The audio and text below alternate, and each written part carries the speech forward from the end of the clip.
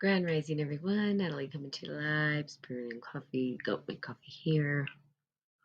Mm, so yum. All right, let's get started. So I have been off again for quite some time. It's like taking these big long breaks, and partially because I am not 100% sure what I want to talk about anymore. Maybe I've run out of words. Maybe people get to the point where they understand that things are the way they are, and that's the way it is, and that's that. In other words, being present or aware of the present moment or being in the moment at the every particular moment in time and not necessarily needing to say anything. And I think as we dig deeper into our own internal psyche, as we start to peel back the layers of our internal psyche, we start to recognize that maybe there are no words to say.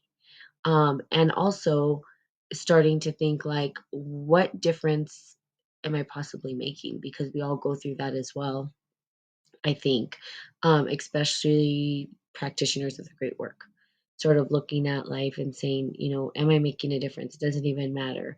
And if we touch the life, so this morning when I was making my coffee, I started thinking, well, everybody says, well, if you touch one life, that's enough. And if you touch one life, that's enough, even if that life is your own, even if it's only your life that you're touching, that you're, um, you know, learning who you are and you're developing who you are and you touch your life alone, that's enough. And I don't think that we normalize that, right? It's like we've got to get bigger and bigger and bigger and support other people, and we have to leave our mark and our legacy. And some people strive, and I can say that I've strived, right, to leave a legacy of wisdom through these podcasts, through all the teachings and the readings and the ancient texts, plus, what we see today in the modern world, and, kind of my viewpoint and how I see the world and what I think is the construct of the psyche or the construct of how we see the sacred feminine and masculine, or how we bridge the cosmology to consciousness, to psychology, and to science, and all of those things. And giving a map of the soul basically from my perspective or point of view, which we see has those maps have been drawn out. Good morning, whoever's on here, have been drawn out by several individuals throughout time, where they were trying to express what the soul might look like, what the internal psyche might look like, how do we operate, how do we transcend.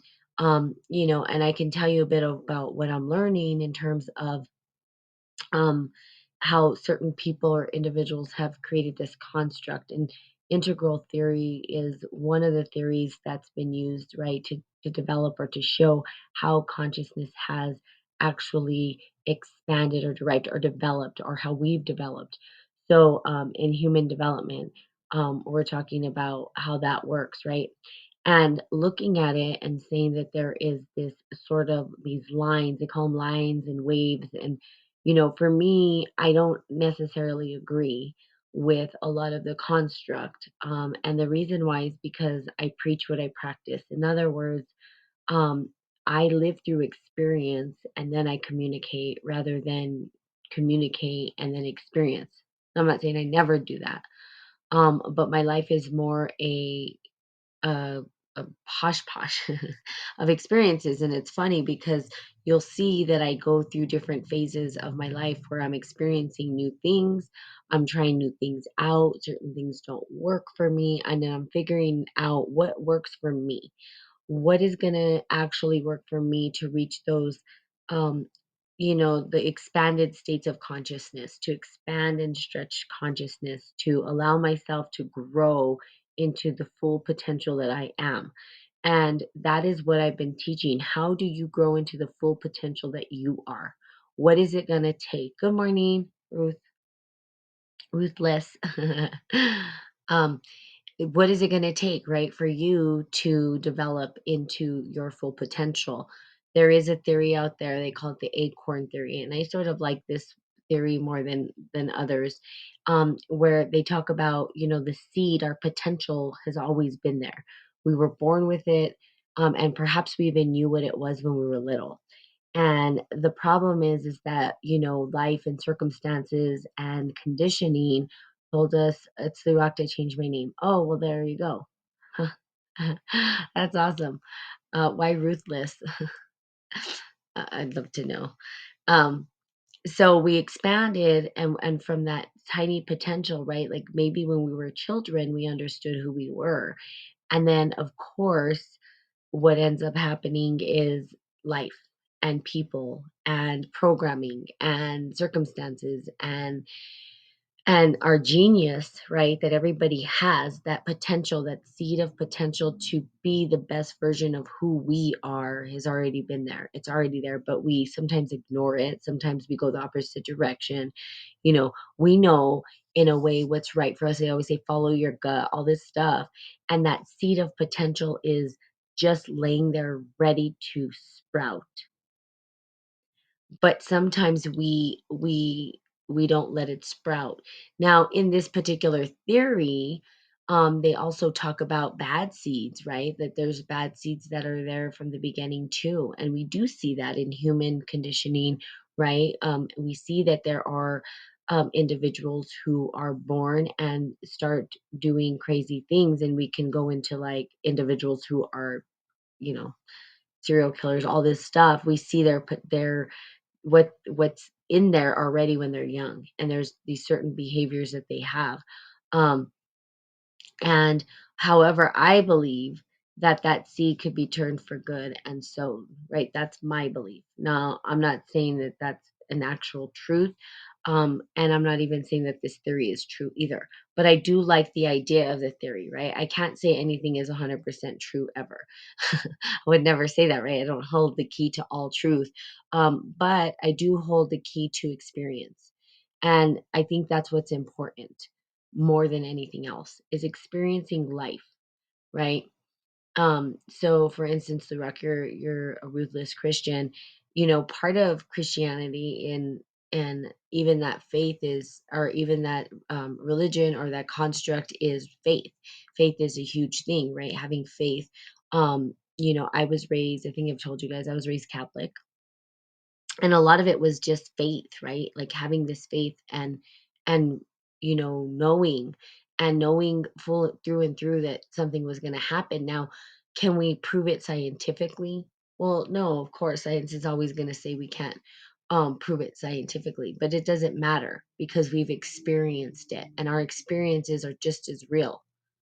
And see, that's what's been discredited from mainstream science, right? But now, because again, we have the quantum physics piece, we're starting to integrate the um mysticism back into science, because they don't know how to describe what they're seeing.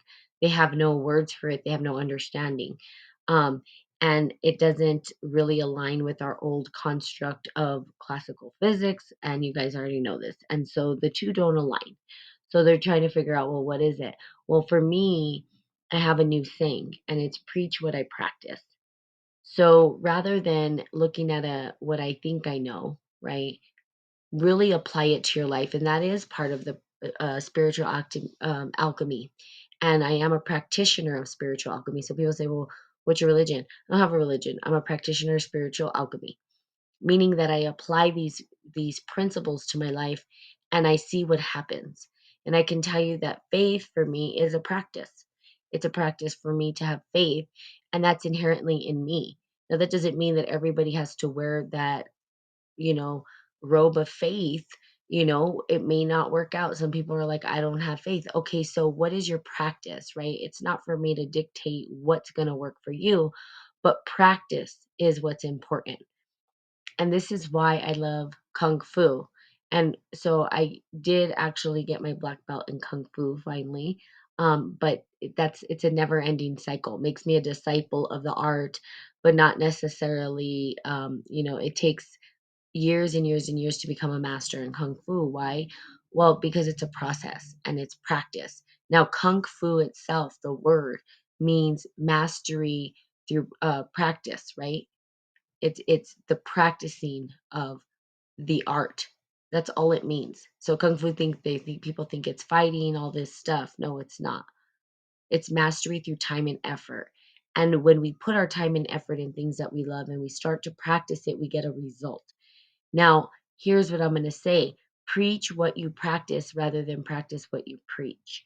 Conceptually, we can talk about all the things we know, but when we apply it, it's something different. And the seed, so getting back to the acorn and the seed that lives within us, that potential is constantly giving us experiences so that we can grow and blossom into the radiant, beautiful self that you are.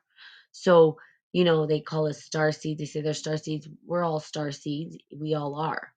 And our seed was planted there from the beginning, but will it develop, and will we allow it to develop? Will we nourish it? Will we let it blossom? Will we let it sprout and grow into the great, magnificent being that we are called to? And it's been a difficult time. I can say that, especially now during these times when economies are going crazy, when life is going crazy, and our everything inside of us is telling us to go one direction, but everything outside of us is trying to push us in another. Becomes a challenge, right? This battle, almost this war happens between our internal wanting and our external happening. And it doesn't line up, and it's not an easy task, right? So we have to sort of stop the noise and then really, really, really hone in to the core of who we are. Now that takes peeling back the layers of the onion. And this is why not many people take this road. It's because it's not easy. Okay. The Holy Spirit. Yeah. And so the Holy Spirit being a part of it. And, there's different language for different religious sects, which are saying the same thing, you know, and that's why there's more than one way to expand consciousness and to reach your divine purpose. There's different ways to get there. There's no right, wrong, good way, bad way to do it. It's your way. And so that way can evolve and expand in many different ways. So that is why spiritual alchemy doesn't say, oh, it's uh, Christian this or bad or Muslim bad or that. No, that's not what it's about. It says what's within the system. What is the system telling you to do, right? So literally we go through the process that's been given to us, and we ask ourselves, how do we apply it to life, and how do we preach what we practice? It's a different way of life. I even feel like creating a workshop around it, preach what you practice, and sit there and really talk about how we've experienced life rather than what we think we know about life. Okay. Yeah, man made the system, not a godly system. Yeah, that's correct. And we've sort of distorted it, um, and almost to a detriment. I mean, I don't know. We've gone so far as a human species thinking that we have dominion over everything, which, I think someone must have changed that in the Bible. I don't believe we have dominion over everything. I think we need to be in harmony with everything. And I think that sentence right there really caused a lot of havoc. You see, words can create some major crazy crap in the world, and symbols and stuff. But when we look at that one particular sentence, dominion, right? We don't have dominion over everything. Well, everything is connected. Absolutely. The interconnection is what we have. And when you talk about facing persecution, yeah, it is our own mind trap that we face. Now, there's different layers here. So, and speaking from preaching what I practice, because like I said, I apply this to my life, and it's not easy. Trust me, things fall apart all the time. And most recently, family, right, fell apart, crumbled. And it was all for good, not for bad, right? There's a point where you have to understand that things don't change unless you change. Things won't shift unless you shift. And sometimes that means letting go of the people you love the most. That doesn't mean you don't love them. It doesn't mean you just love them at a distance. And sometimes you need that space and time in order to reprogram, because sometimes it suffocates you, right? You can see it as like, the great mother or the great father suffocating their children and not allowing them to develop and blossom, right? I myself have done that with my niece, right? I suffocated her. I totally like was a helicopter aunt. I'm not her mom, and her mom wasn't even the way I was, and that's not right. I had to let go and let her develop into her own person, and we get to do that. And sometimes when we're not letting go of people, we're suffocating them, we're drowning them from actually expanding into their own potential. Now this is a hard lesson. It's not easy to let go of people we love. It's not easy to cut the cord, especially family, if you're close to your family, or especially if you have kids, or especially if you have a lover that you've been with for a long time. Whatever it is, we want to hold on so strong, and the more that we hold on, the harder it is to grasp, right? It's almost like a fish, a slippery fish. We're trying to grab it and we can't, and it keeps slipping out of our hands. Let it go. Let it go, right? And there's a saying, what's meant for me will be. It'll be magnetized. What my friend said, she's like, what's meant for me will be. And I like that. I like the idea of that, because I can say, well, if it's meant for me, it'll be. If it's meant for me, it'll come into my life. Good morning, Christina. Good morning. And good morning, YR. I don't know what your name is. You're welcome to drop it in the chat. But if it is meant to be, and it'll come to you. Now, preaching what you practice, here's what I've gone through, and hopefully you guys can relate, and hopefully you guys will apply it to your life as well, is that peeling back the onion layers, right, was a really me looking at myself and how I connect to the world. How do I engage in the world, and taking personal responsibility. Now, not an easy task, because part of it's like, we'll take responsibility for everything, and people will say, well, I didn't do that, or I didn't do this. Well, okay, maybe there are things that are happening in your life, but there's a lesson to be learned. And how are you responsible for that? And then boundaries, right? Hey Bart, how do we create boundaries? How do we let go of things that are not good for us? How do we start to develop our life the way it should be? And that's a hard thing, right? Because again, we get attached to things. Now, we could look at the system of Buddhism, where it says attachment is the root of all our suffering. We're attached to everything. It's part of the human condition, right? It's part of the development of our ego. Ego not being a bad thing, ego being something that's healthy to help us survive, because we need it. We need survival skills. We need to be able to survive, or we would just die, right? We would perish, but we don't. We live. So we grow our ego. And in the development of ego, we grow consciousness. And the consciousness allows us to engage with life. So looking at life, looking at how we engage life, how consciousness is a part of that, how we develop through those stages. Now, we get programmed by our caretakers, and our caretakers, right, are our parents, or whoever your caretaker was when you were a baby. So there's some root stuff going on there. And to peel back the onion layers, right? Me, I've used different modalities to understand. And one of the biggest ones that I think that has been taken out of society, has taken out of psychology, because we are so science based, especially in the Western world, is the mythology, the story, the grand story, and these myths. Go back to myths. Myths help us to understand sort of where we are in our life. Myths are storytelling. And if we thought about it, in the ancient time, they were storytellers that stood around and told us stories for a reason, because we know that history sort of repeats itself. We kind of do the same thing. Maybe things look different around us, but we're kind of doing the same thing over and over again, just a little bit different. But those stories give us an idea. They give us an opportunity to see it from a bigger construct, rather than from the victimization of something. And then we can see who we are in that myth, and we can understand who we are and move through it. So, but there's different ways, right? And these are ways that I have used that help a lot. Another way is hypnotherapy. You can try that, and see if that works for you. I've done hypnotherapy. You can do a tarot readings. You can go to a tarot reader, which is not someone who predicts the future, but it's more of a diagnostic. It gives you an idea to see things a little bit differently.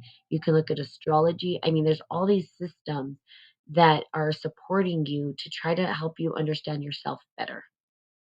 And if you use it that way and you use it to find that core, that seed, that potential that was in you when you were a child, here's the deal. I think a lot of people, and they don't talk about it, talk about, when I was a kid, I knew I had a purpose. I knew I had, this calling. I used to see things, or, a lot of their gifts were given to them as children, but they weren't really able to evolve if they weren't in a condition or a household that really nurtured that within them, or they didn't recognize it. Me myself, that happened, right? I was this very curious kid. I just would be like, how did I land in this family? I think I'm an alien in this family. And I used to say it all the time. Um, and my parents were so busy trying to make things work within this society, this construct, they didn't recognize, they didn't see it. They didn't really truly see my potential. But I saw it for myself. And that was enough. But some children, they don't see their own potential right away. Or they know their potential's there, but because it's just ignored, they just let it go away, or they let go of it and they say forget it. Well, so black sheep beauty. Thanks. So just a totally different construct, right, in the mind.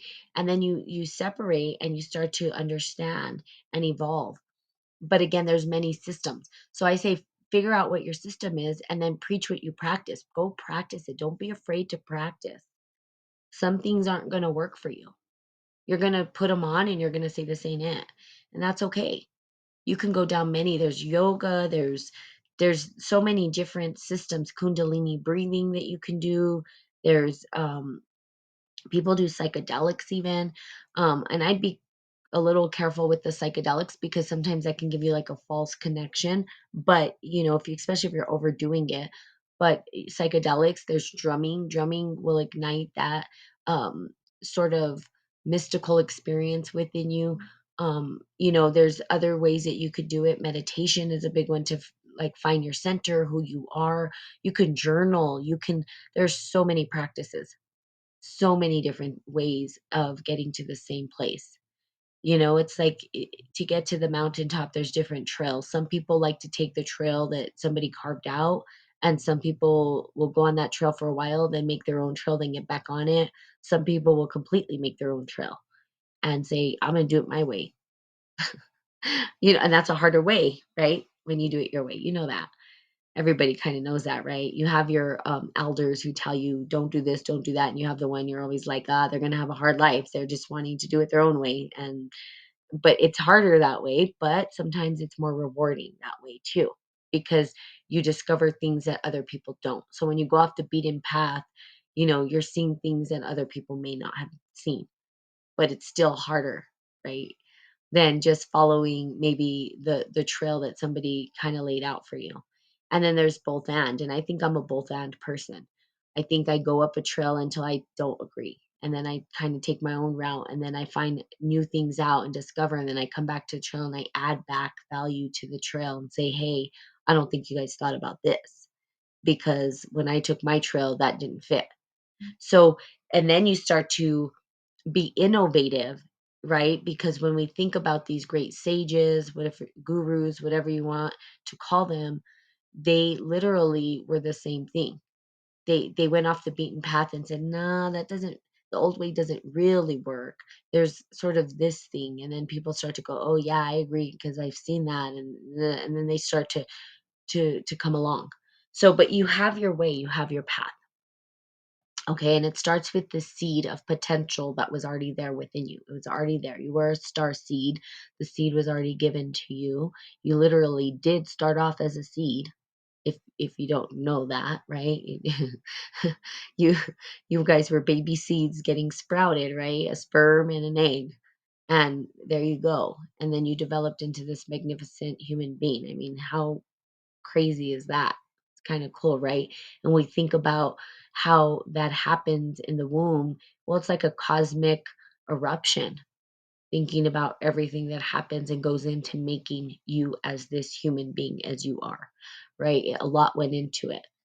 And it took two people coming together to even make that happen.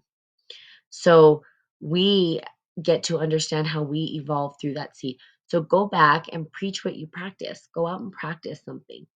I practice right now, my practice is Kung Fu, which I love. And I can see how this ancient tradition, if I were to say that any system was close to spiritual alchemy, it would be Kung Fu. I mean, these monks were quite amazing. They worked in harmony with nature. They they mirrored nature. They looked at nature and they said, how can we be like nature? How can we embody the wind? How can we embody the earth? How can we embody the cosmos? How can we embody the animals and the creatures of the earth? And they watched and they observed, and they didn't try to kill them. They just tried to emulate them. They tried to look and say, wow, how does this like how does this bug operate? Well, we see a mantis, right? And that's where you have the mantis forms and all this and that. And then you have tiger forms, right? And they looked at the wild, and rather than trying to harm a tiger, no, they learned to become it and understand it and move like one, which is cool. And they used it for protection and also health, for health purposes and to live long, healthy lives. That's really what they did it for. Um, but nobody would mess with them either because they were deadly. I mean, they were martial artists, right? But they weren't out there because the higher up you get in kung fu, the more peaceful you become. Tai chi being the grand ultimate fist, which people don't know. If you didn't know, now you know that tai chi is the ultimate form of kung fu. It is the deadliest form of kung fu. And nobody knows that because they think tai chi is all about breath and moving slow, and it is, but it takes 30 years for you to actually master that art. And you'd have to practice it every single day. But the Tai Chi master is the ultimate master of Kung Fu, which is the yin yang, meaning that you've totally embodied the sacred feminine and masculine energies within. So you have explosive power, but you also have flow and freedom. It's pretty cool. The yin yang is actually the symbol for Tai Chi. And that's a symbol that's used. So these systems, right? The information that was there that was carved out for us is still there. And what a beautiful system. You have that ability to find your system, your practice. What is your practice? I don't know. It could be journaling, it could be writing, it could be music, it could be dancing, it could be art, drawing, painting, coloring, it could be I don't know, hiking, um, rock climbing. I mean, there are so many things, right, that it could be for you. So go out and practice. I think that's probably why I haven't been on here very much, is because I'm just living my life in this sort of crazy but peaceful way. Like I'm in the eye of a storm right now, and the storm is starting to calm down. Um, and I'm trying to say, how do I give back and does it matter? And so, again, this morning it was like, if I support one person, that's enough, even if that person is me. And I think if you live with that in your life, I think if you lived with that sort of saying in your mind, right? If I impact one person, if I change the life of one person and that person is me, then I've done enough. And I can tell you that changing yourself is enough. It's really hard I know people want to give back to humanity, and that's me. I'm like, oh, I want to give back in this. Well, give to yourself first.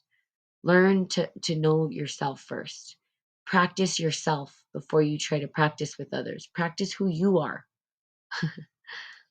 And I say practice because it is a practice. We're trying to learn how to be human. No one came with the manual book, I promise you. And the manual books don't work for everybody. So we're all trying to learn how to be human on this crazy planet that we're going on. And so as you find it and you start to tap into it, right? Practice, practice, practice, practice. Kung Fu, mastery through time and effort. Everybody is doing kung fu when they're into their practice and their art. That's why a kung fu master will go to anywhere. Like me, I'll go anywhere and understanding the kung fu principle, and I will master things through time and effort. I will practice until I become a master at that thing. Just kind of like talking, right? Getting on here and doing live streams. I've done it so much, I've practiced so much that I just get on here and do it now. It's just a thing. And it's been a practice. It didn't just happen overnight. It was evolved, right, over time. And that's what you do. So preach what you practice. Remember that you are the potential, the seed that existed within you from the beginning of time. Your potential was already there. You just have to or get to tap into that potential and allow it to blossom. And that might mean peeling back the layers of the onion, which are really hard to do sometimes, and getting to that core essence of who you are, that core essence of what drives you, that purpose right at the center of all of it. And then once you tap into that, you just let it blossom, and the whole world becomes available to you. So hopefully that was helpful. I just got on here and I was like, man, I wasn't going to get on today again. I said, no, Natalie, you got to get on. You've got to get on. It's been some time. Um, but it's because, again, I'm just like truly living my life right now. And I think part of Spirit and Coffee, when I started it, was a way for me to understand deeper and communicate and support. Okay, so I'm committed to getting on here all week and connecting with you guys. So hopefully you guys will get on and join me. And if not, I'll just chat to myself. Which is totally fine as well. It is all good. Everything is blissful and beautiful in the world for me right now. So, you guys have a magnificent, marvelous, magical, mystical, magnetic Monday. And I will, of course, I'll be seeing you all tomorrow. Bye bye.